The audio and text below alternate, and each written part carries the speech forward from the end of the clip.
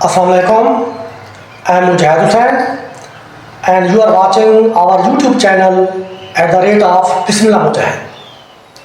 मोहतरम नाज़रीन, last video में हमने डिस्क्रिप्टिव स्टैटिस्टिक्स पर बात की थी। इस वीडियो में हम इन्फ्रेंशियल स्टैटिस्टिक्स पर बात करेंगे।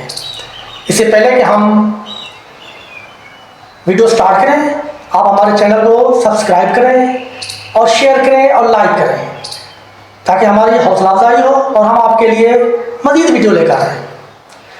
तो हम बात कर रहे हैं इन्फ्रेंशियल स्टैटिस्टिक्स, जिसको इंडक्टिव स्टैटिस्टिक्स का भी नाम दिया जाता है।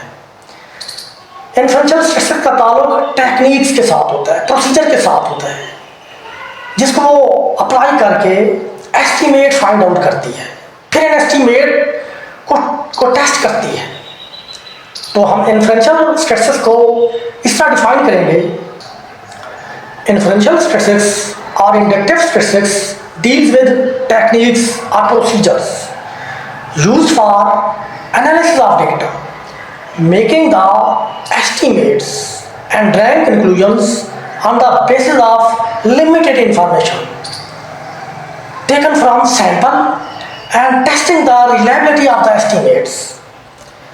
तो इन्फ्रेंशियल स्टैटिस्टिक्स दो चीज़ें इंक्लूड करती है: estimation of parameter and testing of hypothesis. This field of statistics based on the probability theory, as the inferences which are made on the basis of sample evidence cannot be absolutely certain.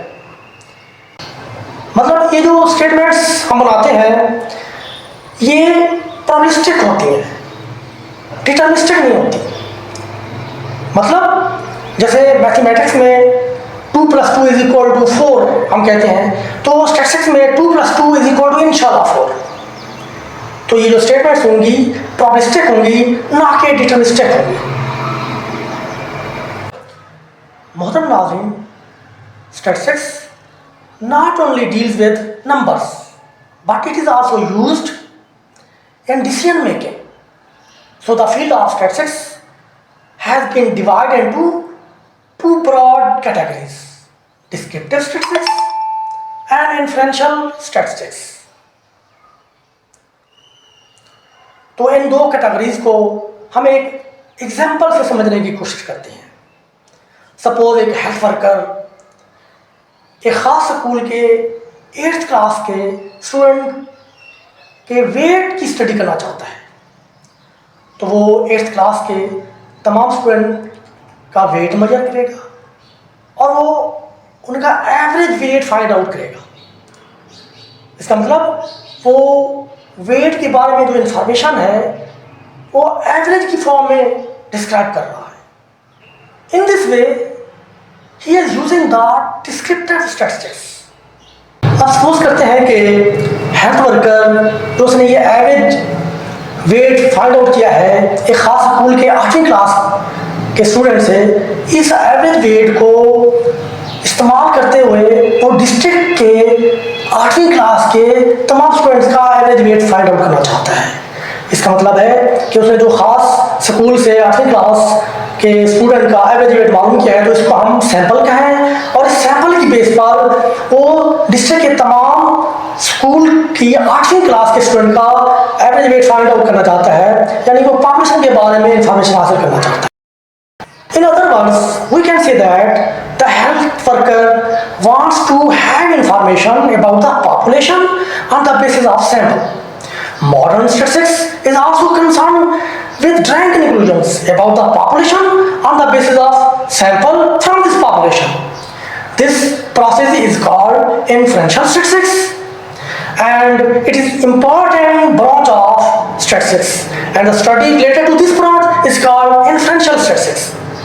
तो अब हम मुख्तलिफ example की help से descriptive statistics और inferential statistics के दरमियान comparison करते हैं। मुख्तलिफ मिसालों की हेल्प से हम कंपैरिजन करते हैं डिस्क्रिप्टिव स्टैटिस्टिक्स और इन्फ्रेंशियल स्टैटिस्टिक्स के दरमियान।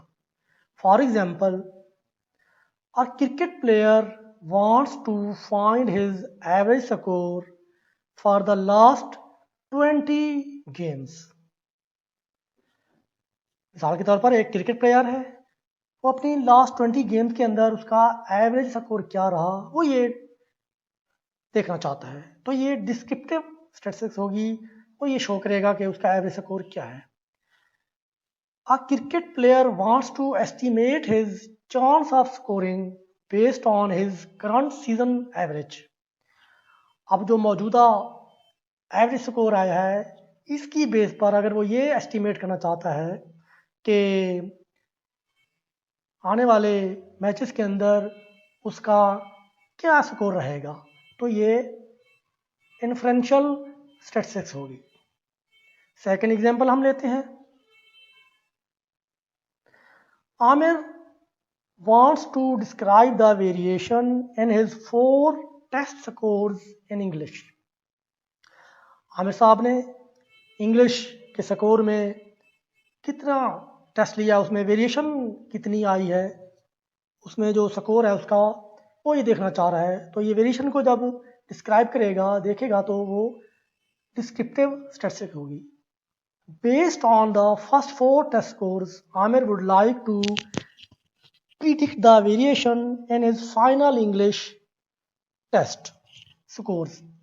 अब वो इन्हीं मौजूदा स्कोर की बेस पर जो वेरिएशन आई है, अब वो ये प्रिडिक्ट करना चाहता है कि फाइनल एग्जाम में इंग्लिश टेस्ट स्कोर कितना होगा उसका। तो ये होगा इन्फ्रेंशियल स्टैटिस्टिक्स। थर्ड एग्जांपल हम लेते हैं। Mrs GM Malik wants to determine the average weekly amount she spent on groceries in the past 6 months। Mrs GM Malik ये देखना चाह रही है कि उसने गुज़िश्ता 6 महीने के अंदर ग्रोसरी पर कितनी रकम खर्च की है। तो ये होगा डिस्क्रिप्टिव स्टैटिस्टिक्स के ज़ुमरे में आएगा। और इसी बेस पर अगर वो ये प्रिडिक्ट करना चाह रही है कि इन पास्ट 6 मंथ में जितना एवरेज बिल आया है इसी की बेस पर वो ये प्रिडिक्ट करना चाह रही है कि आने वाले साल में, आने वाले अगले 6 महीने में वो औसतन कितना खर्चा करेगी। ये इन्फ्रेंशियल स्टैटिस्टिक्स के दायरा कार में आएगा। मोहतरम नाज़रीन, उम्मीद है आपको descriptive statistics and inferential statistics के दरमियान फ़र्क क्लियर हो गया होगा। हमारी वीडियो अगर आपको अच्छी लगी है तो एक दफ़ा फिर रिक्वेस्ट है कि आप इसको सब्सक्राइब करें, लाइक करें और शेयर करें। Thank you. अल्लाह हाफिज़।